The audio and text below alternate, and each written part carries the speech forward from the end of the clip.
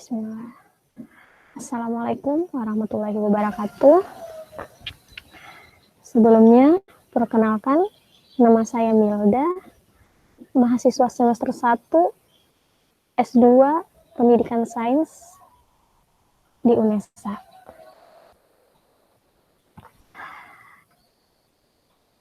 Di sini saya akan mempresentasikan materi saya yang berjudul Struktur dan fungsi jaringan pada hewan dan tumbuhan. Baiklah, langsung saja kita ke PPT-nya.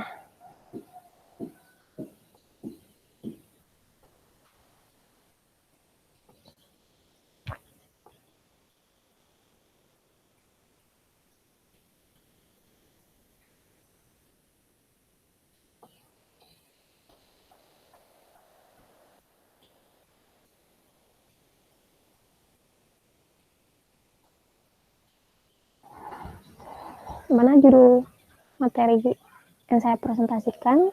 Struktur dan fungsi jaringan tumbuhan dan hewan. Selanjutnya di sini ada gambar peta konsep. Jaringan terbagi atas dua yang akan saya bahas. Ada jaringan tumbuhan dan jaringan hewan. Baiklah, kita akan membahas terlebih dahulu jaringan tumbuhan. Struktur dan fungsi sang tumbuhan, di mana sel merupakan kesatuan dasar struktur dan fungsional makhluk hidup. Nah, sel sebagai unit fungsional berarti seluruh fungsi kehidupan atau aktivitas kehidupan, proses metabolisme, produksi, iritabilitas, digestivitas, ekskresi, dan lainnya pada makhluk hidup bersel tunggal dan bersel banyak berlangsung di dalam tubuh yang dilakukan oleh sel. Kemudian, struktur dan fungsi organel sel itu ada beberapa, ada 3 organel. Yang pertama dinding sel, kedua membran plasma, dan yang ketiga sitoplasma. Sitoplasma itu terdiri dari beberapa struktur. Ada retikulum endoplasma, ribosom, mitokondria, lisosom, aparatus Golgi, plastida, vakuola, dan nukleus. Nah, terlebih dahulu kita akan membahas dinding sel. Apa itu dinding sel? Dinding sel itu bersifat permeabel. Itu berfungsi sebagai pelindung dan pemberi bentuk tubuh. Nah, sel-sel yang mempunyai dinding sel antara lain bakteri, cendawan, ganggang, protista, dan tumbuhan. Kelompok makhluk hidup tersebut itu mempunyai sel dengan bentuk yang jelas dan kaku.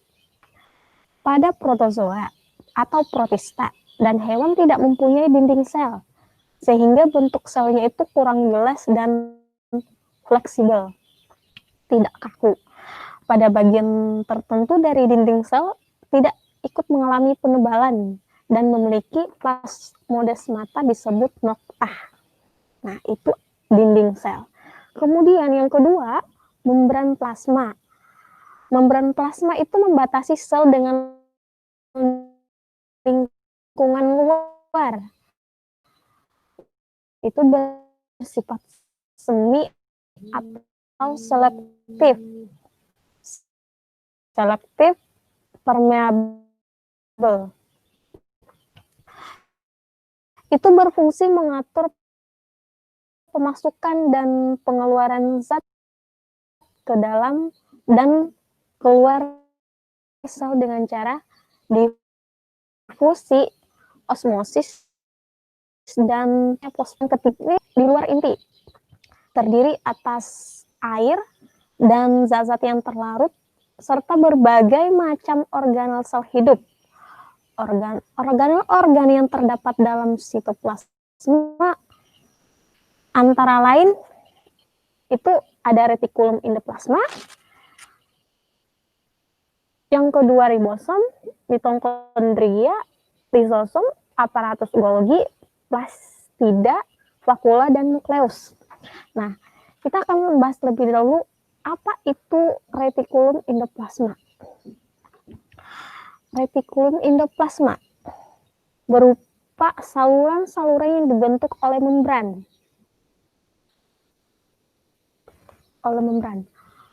Pada retikulum endoplasma kasar terdapat ribosom.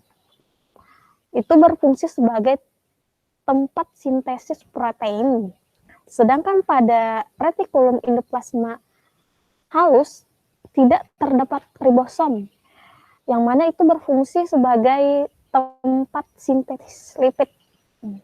Yang kedua ada ribosom. Ribosom ini terdiri dari 2 unit yang kaya akan RNA yang berperan dalam sintesis protein. Nah, ribosom ini ada yang menempel pada retikulum endoplasma kasar dan ada yang terdapat bebas dalam sitoplasma. Nah, yang ketiga mitokondria. Mitokondria ini memiliki membran rangkap, membran luar dan membran dalam. Di antara kedua membran tersebut terdapat ruang antar membran. Nah, membran dalam berlekuk-lekuk disebut itu krista.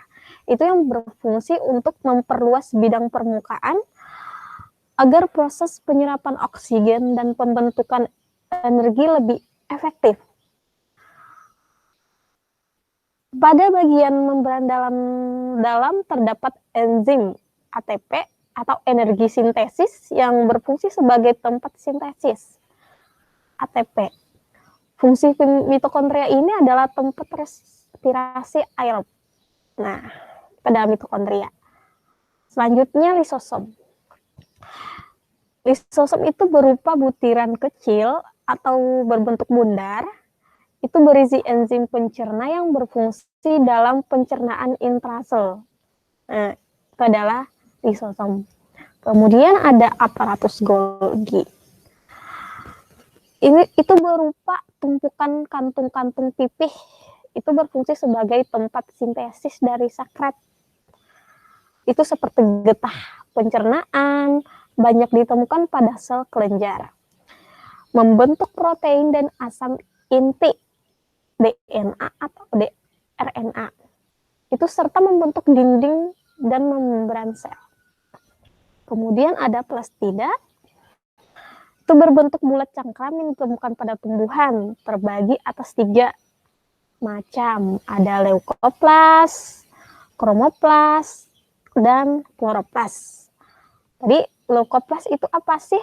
Itu amiloplas plastida yang tidak berwarna, dapat membentuk dan menyimpan butir-butir zat tepung atau pati. Nah, kemudian kloroplas adalah plastida itu berwarna selain hijau karena adanya pigmen, melanin atau hitam, ikopin warna merah, xanthopil warna kuning, karoten warna jingga, vicosianin warna biru, dan quercitrin warna coklat. Kemudian kloroplas itu merupakan plastida berwarna hijau karena mengandung zat hijau daun yaitu klorofil. Itu terdiri atas klorofil A berwarna hijau dan klorofil B berwarna hijau kuning. Nah, kemudian ada juga vakula yang tadi itu berbentuk rongga bulat berisi senyawa kimia tertentu atau sisa produk metabolisme sel. Itu mengandung berbagai macam zat sesuai pada jenis selnya. Nah, misalnya dapat berisi garam nitrat pada tanaman tembakau, tanin pada sel-sel kulit kayu, minyak eteris pada kayu putih dan mawar, terpentil pada damar, kinin pada kina, nikotin pada tembakau, likopersin pada tomat, dan piperin pada lada. Nah, yang terakhir, nukleus atau inti sel. Ini dibatasi oleh membran inti ya, mengandung benang-benang kromatin dan nukleolus atau anak inti sel. Membran inti terdiri dari 2 lapis dan mempunyai pori. Benang-benang kromatin atau memendek pada waktu proses pembelahan sel, membentuk kromosom. Nah, nukleus ini berfungsi mengatur segala aktivitas yang terjadi dalam sel. Nah, itu adalah bagian-bagian struktur dan fungsi organel sel pada tumbuhan. Nah, kemudian kita lanjut jaringan tumbuhan. Ada berapa jaringan tumbuhan? Itu ada 4. Yang mana ada jaringan meristem, ada jaringan epidermis, jaringan parenkim, dan jaringan penyokong atau penguat. Nah, pertama kita akan terlebih dahulu membahas jaringan meristem, di mana jaringan meristem adalah jaringan yang sel penyusunnya bersifat embrional, artinya mampu terus-menerus membelah. Nah, pada jaringan ini juga terjadi pembentukan sel-sel baru, artinya aktif membelah. Jaringan meristem terdapat pada titik tumbuh, misalnya pada ujung akar, ujung batang, dan maupun kambium. Jaringan terdapat di ujung akar dan ujung batang disebut meristem ujung. Yang terdapat di antara xilem dan floem disebut kambium pembuluh, dan yang menggantikan fungsi epidermis sebagai jaringan prospektif disebut jaringan gabus atau jaringan periderm. Nah, jaringan yang kedua ada jaringan epidermis. Nah, mohon maaf, tadi jaringan meristem ini ciri-cirinya sel-selnya selalu membelah. Bentuk dan ukurannya sel sama, kayak protoplasma, dinding sel tipis, isi sel tidak mengandung kristal dan cadangan makanan. Kemudian vakuola, rongga sel belum ada atau sangat kecil. Kemudian jaringan meristem ini dibagi menjadi 2 macam, ada jaringan meristem primer dan jaringan meristem sekunder. Ini adalah gambar-gambarnya jaringan meristem, jaringan sekunder. Nah, kemudian kita akan bahas lagi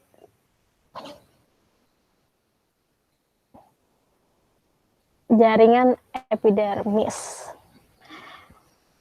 Jaringan yang menutupi permukaan tumbuhan. Itu ciri-cirinya itu bentuknya sel seperti balok, tersusun berlapis tunggal, rapat, tidak ada ruang antar sel, tidak memiliki klorofil, dan modifikasi sesuai dengan letak dan fungsi. Nah, jaringan di sini juga merupakan lapisan terluar dari organ tumbuhan.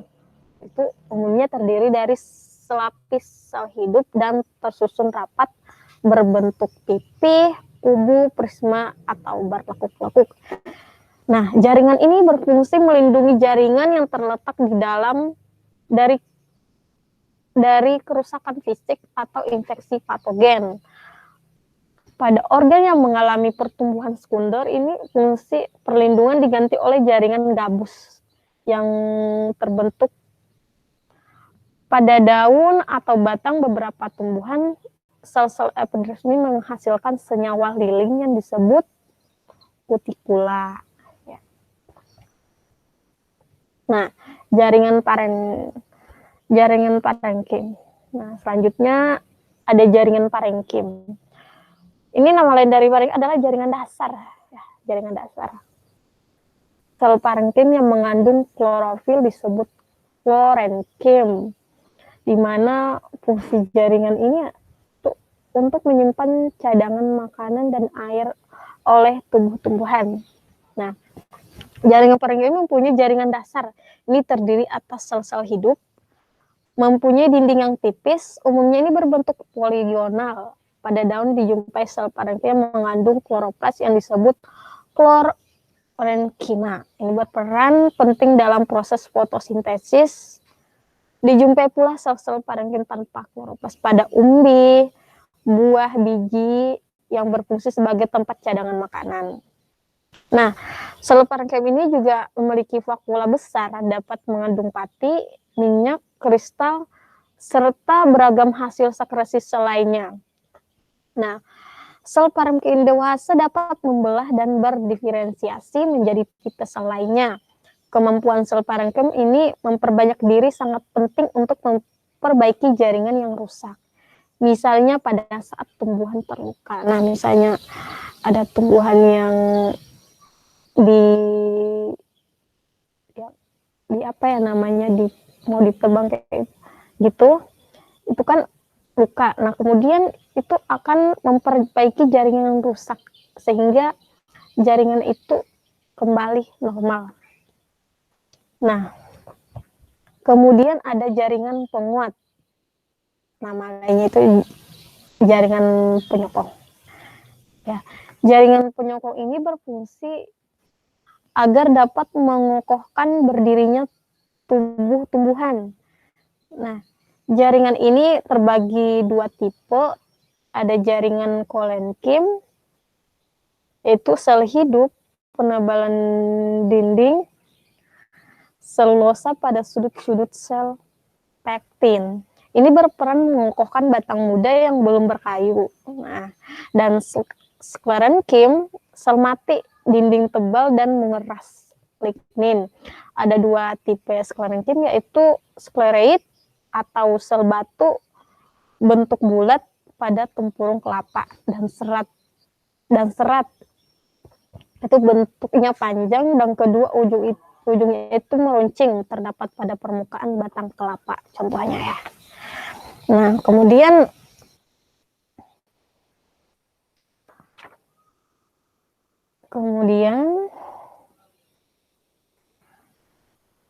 jaringan penguat ini ada yang namanya jaringan kolenkim itu. Seperti halnya jaringan parenkim. Sel-sel kolenkim tersusun dari sel-sel hidup, tetapi dinding sel mengalami penebalan yang tidak merata sehingga dapat menghasilkan berbagai tipe kolenkim, seperti kolenkim sudut dan kolenkim bidang. Ini fungsinya sebagai jaringan penunjang organ-organ muda. Nah, kemudian ada jaringan sklerenkim. Ini berbeda dengan kolenkim. Jaringan sklerenkim tersusun dari sel-sel yang berdinding tebal dan protoplasmanya mati atau tidak aktif. Nah, mengandung lignin atau zat kayu. Adanya lignin ini menyebabkan dinding sel menjadi kaku dan keras. Nah, kemudian jaringan sklerenkim yang dewasa terdapat di daerah yang pertumbuhan memanjangnya sudah berhenti. Nah, ya. Nah, kemudian terdapat dua tipe jaringan sklerenkim ya, yaitu serat dengan sel-sel panjang dan ramping dengan ujung meruncing serta sklereid dengan sel-sel pendek agak membulat ya. Beberapa spesies tumbuhan mempunyai serat bernilai ekonomi tinggi, misalnya serat manila sebagai bahan dasar tali. Sel sklereid berdinding tebal sangat keras dijumpai sebagai penyusun kulit kacang dan kulit biji. Kemudian ada jaringan pengangkut. Jaringan pengangkut ini jaringan pertama adalah xilem. Ini dimana xilem itu berfungsi menyalurkan air dan mineral dari akar ke daun. Gitu. Nah, pembuluh kayu. Sel mati, dinding berlignin tersusun atas trakea, trakeid, serat, dan parenkim xilem. Ini tuh fungsi sebagai angkut air dan mineral dari akar ke daun tadi. Kemudian jaringan kedua ialah floem.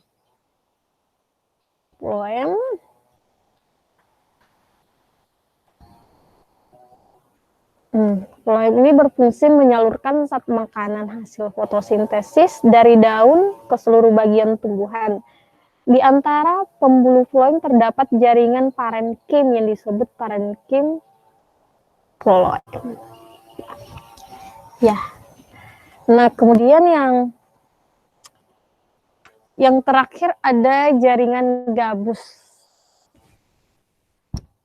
Jaringan gabus atau jaringan peridam. Nah, fungsinya ini sebagai pelindung, menggantikan epidermis yang sudah rusak atau menebal. Ini dibentuk oleh kambium, gabus, atau velogen. Kemudian velogen akan membentuk velum keluar dari veloderm ke dalam. Nah, jaringan gabus ini terdiri atas sel gabus yang dihasilkan oleh kambium gabus atau velogen, berfungsi menutupi akar, batang, dan cabang dari gangguan fisik, menggantikan fungsi epidermis sebagai pelindung. Nah, jaringan gabus ini terdapat pada tumbuhan dikotil. Ya, selanjutnya kita akan membahas struktur dan fungsi sel hewan.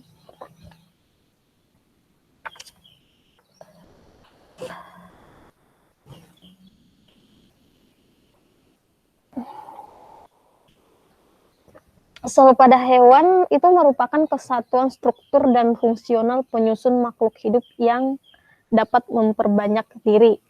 Nah, aktivitas yang ada dalam sel terjadi dalam organel-organel yang mendukung fungsi-fungsi tertentu. Adapun fungsi dari bagian-bagian penyusun sel itu diantaranya ada yang pertama itu ada dinding sel, yang kedua membran plasma, dan yang ketiga sitoplasma. Nah, dari bagian sitoplasma ini ada terbagi-bagi lagi, ada beberapa bagian. Sitoplasma, yang pertama itu retikulum endoplasma, yang kedua ribosom, yang ketiga mitokondria, yang keempat lisosom, yang kelima aparatus Golgi, yang keenam plastida, yang ketujuh vakuola, yang terakhir sama hanya dengan sel pada tumbuhan tadi. Nah, tetapi fungsinya ini berbeda-beda. Nah, yang pertama kita akan membahas dinding sel. Nah, dinding sel ini bersifat permeabel. Ini berfungsi sebagai pelindung dan pemberi bentuk tubuh. Sel-sel yang mempunyai dinding sel antara lain bakteri, cendawan, ganggam atau protista, dan tumbuhan. Nah, kelompok makhluk hidup tersebut itu mempunyai sel dengan bentuk yang jelas dan kaku. Nah, sedangkan pada protozoa atau protista dan hewan tidak mempunyai dinding sel sehingga bentuk selnya ini kurang jelas dan fleksibel, tidak kaku. Nah, pada bagian tertentu dari dinding sel tidak ikut mengalami penebalan dan memiliki plasmodesmata, yaitu disebut noktah. Nokta itu bisa disebut titik. Nah, yang kedua membran plasma. Membran plasma ini membatasi sel dengan lingkungan luar, bersifat semi atau selektif, permeabel. Ini berfungsi mengatur pemasukan dan pengeluaran zat ke dalam dan keluar sel dengan cara difusi, osmosis, dan transport aktif. Ini membran plasma ini disusun oleh fosfolipid, protein, dan kolesterol.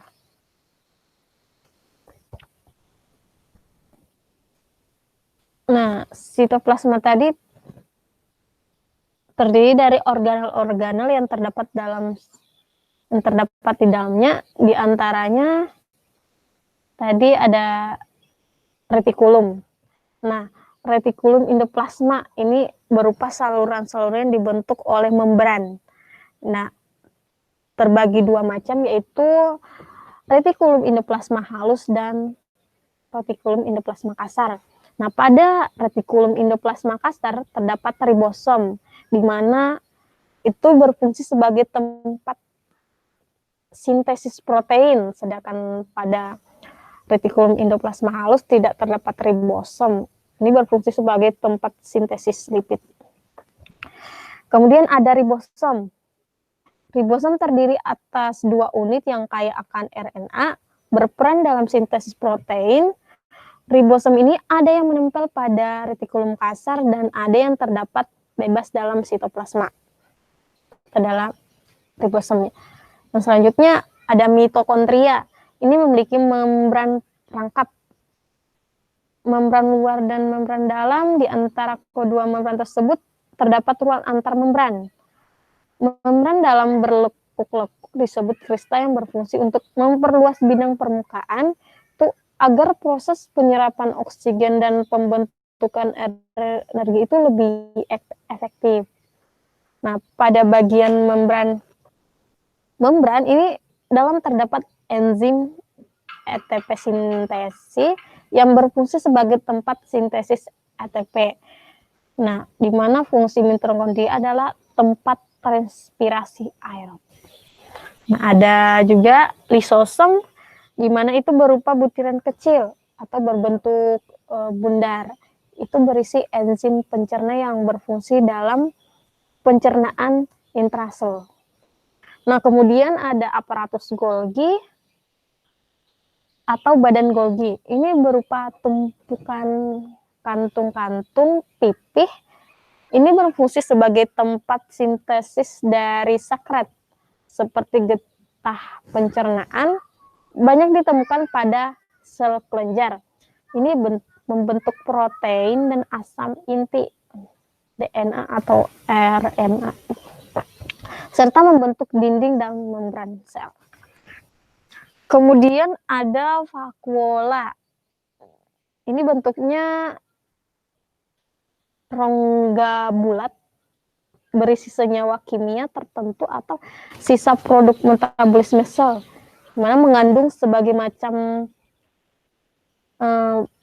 berbagai macam zat sesuai pada jenis selnya.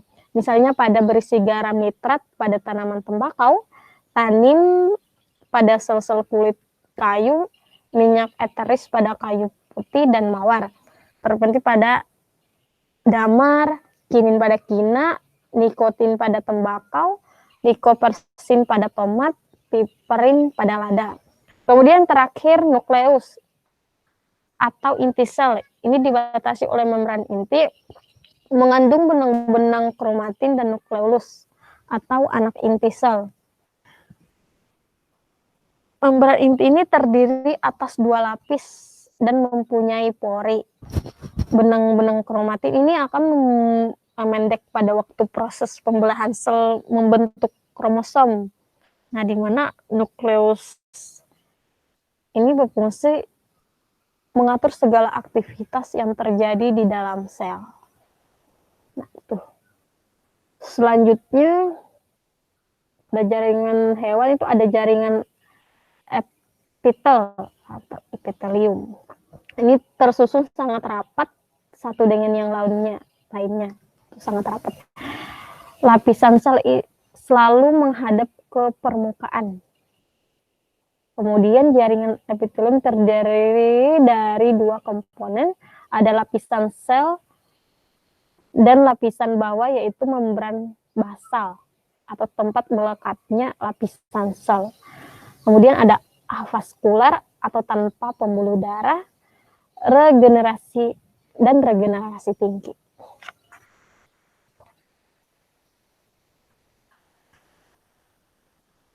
Nah, jenis-jenis jaringan epitelium. Jaringan epitelium diklasifikasikan berdasarkan jumlah lapisan sel yang menyusunnya. Ada epitel selapis dan ada juga epitel berlapis. Selapis artinya satu lapis. Sedangkan epitel berlapis artinya beberapa lapisan. Ada beberapa lapisan. Kemudian jaringan epitel.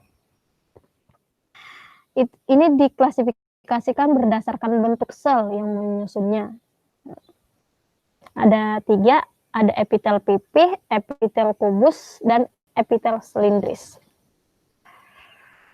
Nah, sel-sel pada epitel pipih ini sel-selnya berbentuk pipih dan terdapat pada lapisan yang melapisi usus, saluran pembuluh darah, dan limfe. Kemudian dinding alveolus, selaput jantung, dan peritoneum atau selaput rongga perut. Kemudian kedua itu ada epitel kubus, mana sel-selnya ini berbentuk kubus dan terdapat pada lapisan saluran kelenjar. Nah, kemudian ada kelenjar tiroid, ginjal, dan lensa mata. Dan yang ketiga ada epitel silindris. Epitel silindris sel-selnya berbentuk silindris. seperti batang dan terdapat pada kelenjar pencernaan, selaput mikosa usus atau dinding usus sebelah dalam dan lambung. Kemudian ada juga lambungnya.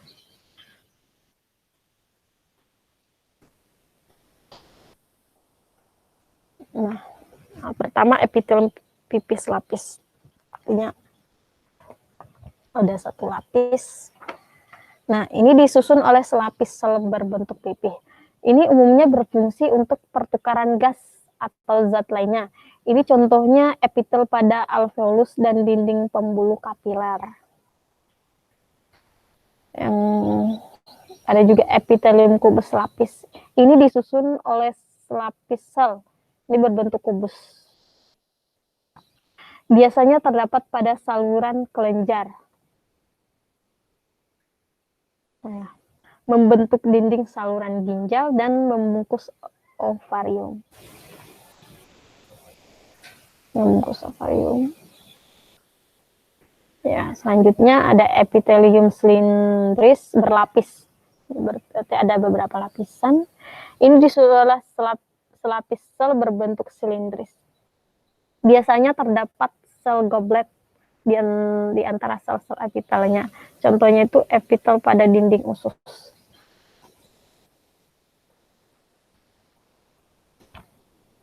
Kemudian ada epitelium batang berlapis semu. Ini disusun oleh selapis sel berbentuk batang itu namun seperti berlapis, ya. Seperti berlapis. Berbentuk batang tapi seperti berlapis. Nah, kadang memiliki silia atau bulu-bulu ya. Terutama yang penyusun sel pernapasan. Ini berfungsi sebagai sekresi atau absorpsi. Ya.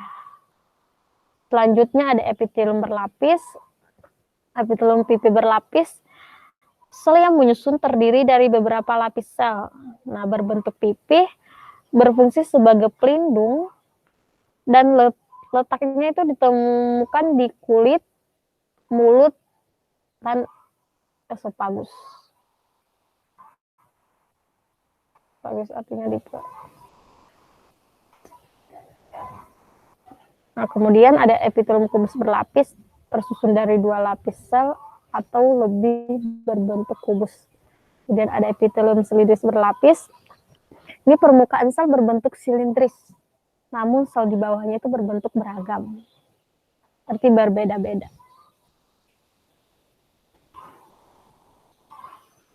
Epitelium transisional. Ini merupakan epitelium berlapis yang bentuk selnya ini dapat berubah-ubah dan membungkus kantung urin sebelah dalam. Kemudian pada hewan ada namanya jaringan ikat. Ini merupakan jaringan ditemukan pada semua organ tubuh. Nah, jaringan ikat adalah jaringan yang berfungsi untuk mengikat sel-sel sehingga membentuk suatu jaringan yang mengikat suatu jaringan dengan jaringan lainnya, menyokong dan melindungi bagian-bagian tubuh, mengisi rongga-rongga yang kosong, menyimpan lemak atau sumber energi, dan untuk transportasi. Nah, sel-sel penyusun jaringan ikat ini ada beberapa. Ada fibroblast, sel lemak, sel plasma, dan sel makrofag. Yang mana fibroblast ini tuh selnya itu berbentuk serat dan mensekresi serat protein. Kemudian sel lemak, ini sel khusus untuk menyimpan lemak. Artinya fungsinya hanya untuk menyimpan lemak. Kemudian sel plasma. Sel ini menghasilkan antibodi untuk perlindungan tubuh. Kemudian terakhir, ini ada, bukan yang terakhir ya. Ini sel makrofag ini memiliki bentuk yang mudah berubah-ubah. Fungsinya untuk menelan benda asing seperti bakteri, virus atau sel-sel yang mati. Nah, kemudian ada yang sel tiang. Sel ini menghasilkan heparin, zat antikoagulan dan anti pembekuan darah. Dan histamin ini zat yang dihasilkan sebagai reaksi alergi terhadap suatu zat.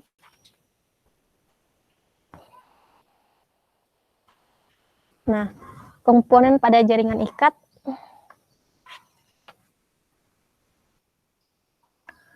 ada matriks ekstraseluler, yaitu komponen jaringan ikat yang berupa bukan sel.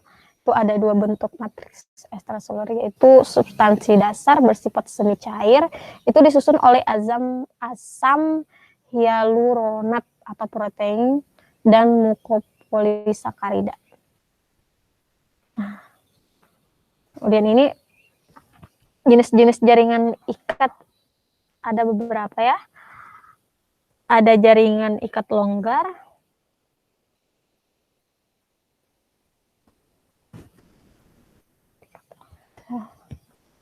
yang pertama kita akan membahas terlebih dahulu itu tentang tulang, jenis-jenis jaringan ikat. Tulang atau osteon. Ini disusun oleh sel tulang atau osteosit. Matris keras atau endapan kalsium, serat kolagen ini berfungsi melindungi organ tubuh dan memberi bentuk tubuh.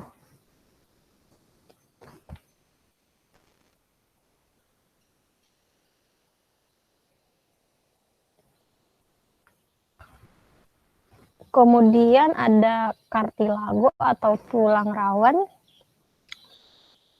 Adalah jaringan yang banyak ditemukan pada bayi dan anak-anak.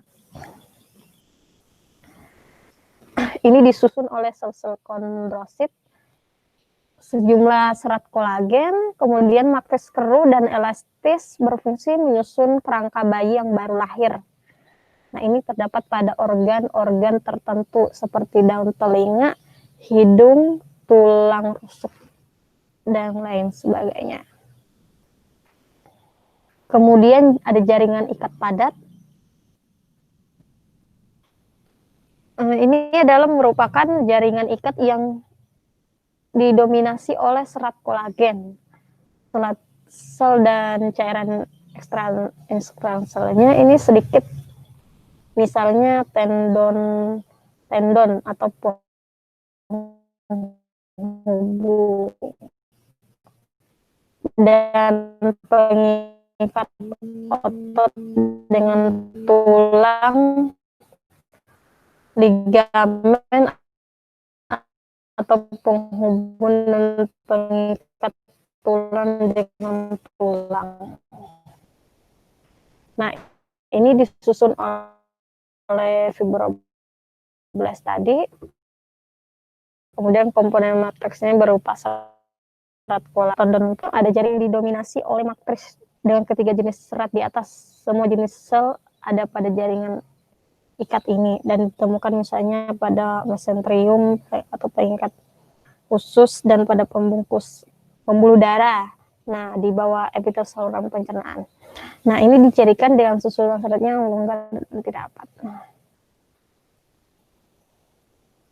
Kemudian ada jaringan lemak. Ini merupakan jaringan ikat yang mengandung atau menyimpan lemak. Nah, di mana fungsinya ini melindungi beberapa organ, menyimpan cadangan makanan, mengatur suhu tubuh. Kemudian jaringan darah. Ini adalah jaringan yang zat dasarnya atau matrisnya berupa cairan. Biasanya disebut plasma darah. Nah, di mana disusun oleh matris berupa cairan darah atau plasma dan sel darah. Nah, plasma darah ini mengandung serat yaitu fibrin yang mana berfungsi mentransportasikan zat-zat dari dan ke seluruh tubuh. Kemudian ada jaringan otot. Jaringan otot ini bersama-sama jaringan tulang. Jaringan ini berfungsi sebagai sebagai alat gerak. Tulang ini juga sebagai alat gerak pasif dan otot sebagai alat gerak aktif. Nah, ini berfungsi sebagai alat gerak aktif ya.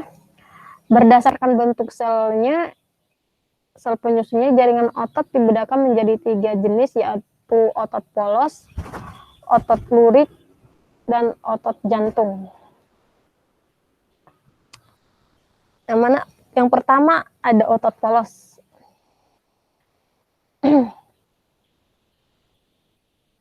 Otot polos ini menyebabkan kebanyakan organ dalam tubuh mampu berkontraksi secara lambat di bawah pengendalian sistem saraf otonom. Nah, meskipun lambat, otot ini mampu bekerja dalam waktu yang lama. Nah, mereka ini bekerja tidak di bawah kendali. Misalnya kontraksi otot polos menggerakkan makanan melalui saluran pencernaan. Kemudian otot polos ini mengendalikan aliran darah di dalam pembuluh darah dan juga mengosongkan urin dari kantung kemih. Nah, cara kerja ini bekerja secara tak sadar tadi. Nah, menyusun organ-organ yang berongga. Nah, gerak yang dihasilkannya dinamakan peristaltik.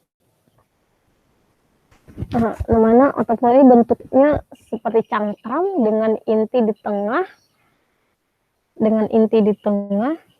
Kemudian satu selnya memiliki satu inti sel. Nah, selanjutnya otot rangka.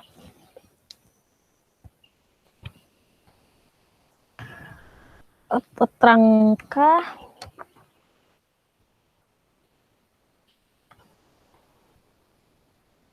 atau otot lurik adalah otot-otot yang melekat pada kerangka tubuh.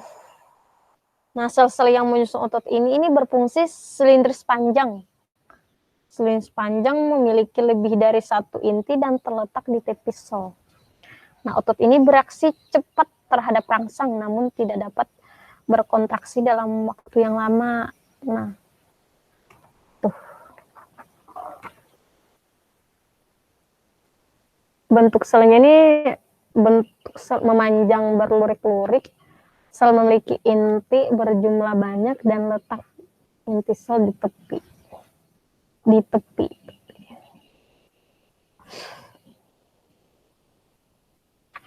Selanjutnya otot jantung.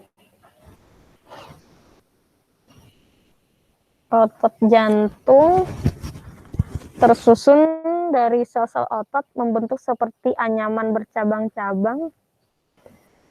Sel otot jantung ini memiliki inti di tengah, mampu bereaksi cepat terhadap rangsang dan tidak berada di bawah kendali kesadaran kita. Nah, otot jantung ini hanya ditemukan di organ jantung. Seperti hanya ditemukan di organ jantung.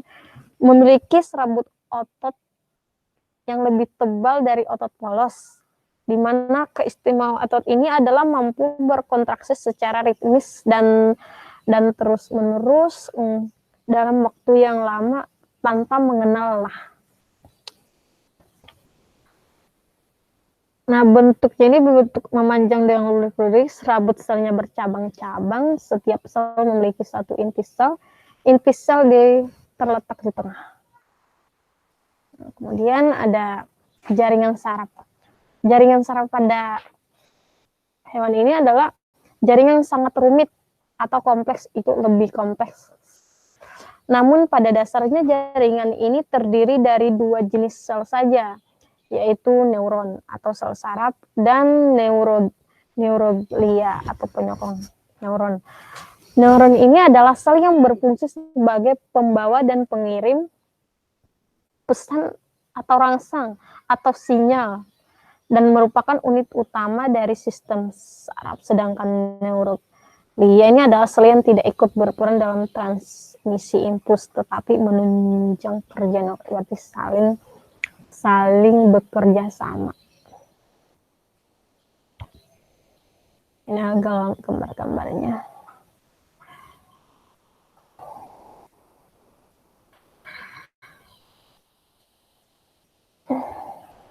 Nah, kemudian ini ada gambar jaringan saraf ini.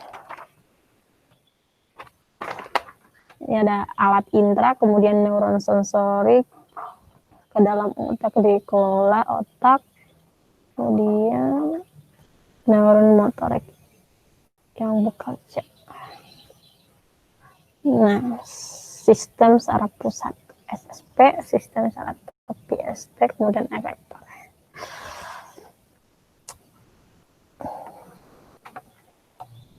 Nah, sampai di sini materi dari struktur dan fungsi pada hewan dan tumbuhan. Selanjutnya kita akan membahas tentang miskonsepsi materi jaringan tumbuhan dan hewan.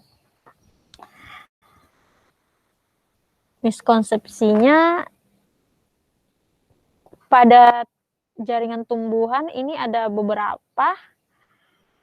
Yang pertama, mengaitkan struktur jaringan tumbuhan dan pemanfaatannya dalam kehidupan sehari-hari.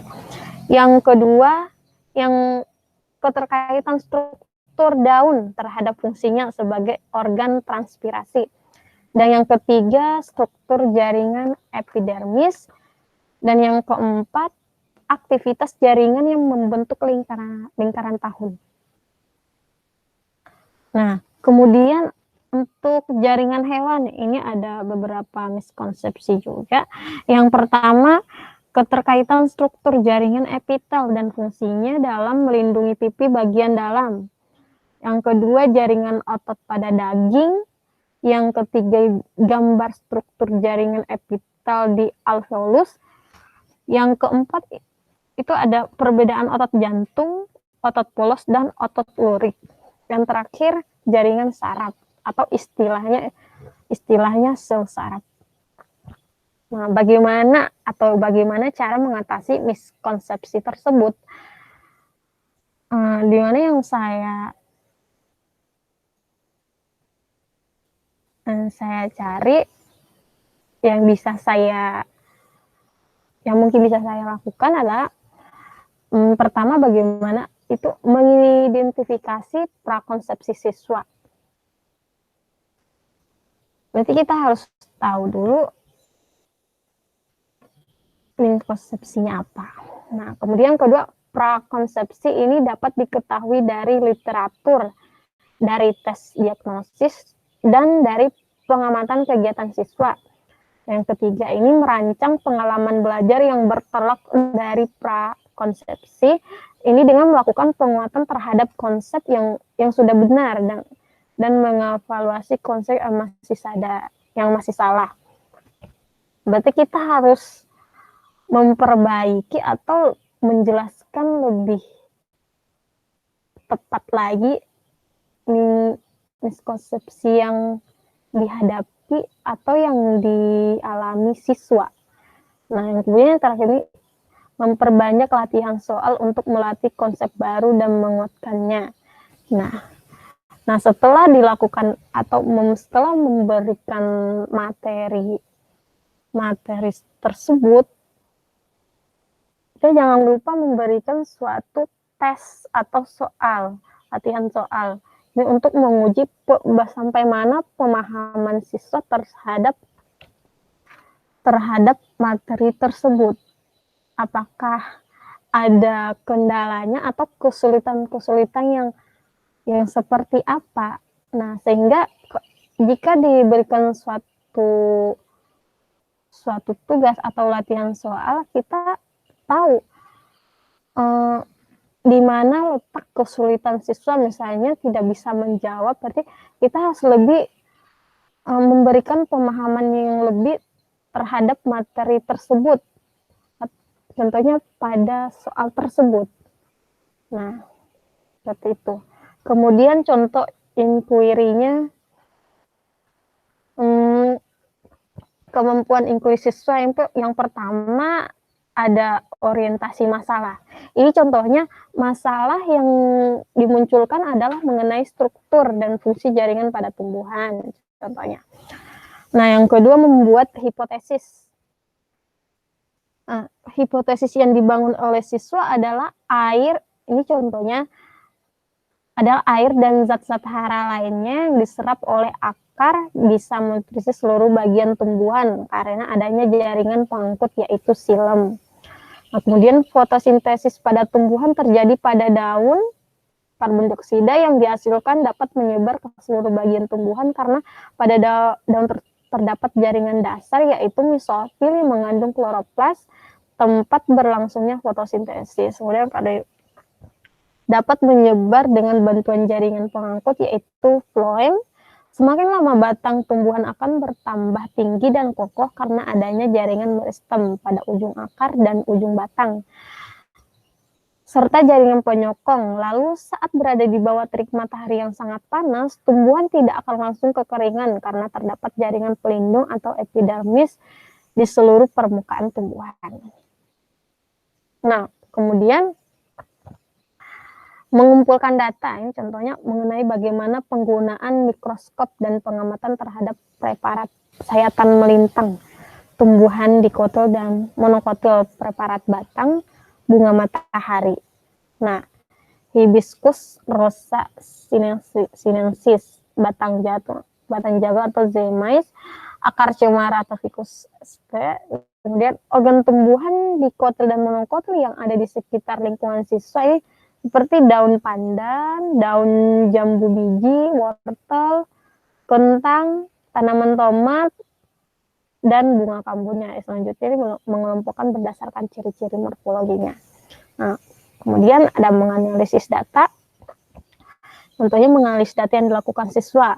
Contohnya mengenai letak, struktur, dan fungsi dari masing-masing jaringan yang terdapat pada tumbuhan. Jaringan-jaringan tersebut meliputi jaringan meristem, jaringan epidermis, xilem dan phloem, jaringan penyokong, dan jaringan dasar. Kemudian terakhir itu membuat kesimpulan dari hasil pengamatan siswa. Misalnya, guru membimbing siswa menarik kesimpulan dari materi tentang struktur dan fungsi jaringan pada tumbuhan. Nah, sampai di sini pembahasan materi saya yang tadi berjudul struktur dan fungsi jaringan pada hewan dan tumbuhan. Sekian dari presentasi saya. Mohon maaf atas kekurangannya dan atas kekurangan mungkin pada materi dan penjelasan saya. Saya ucapkan terima kasih banyak atas perhatiannya. Saya ucapkan Assalamualaikum warahmatullahi wabarakatuh.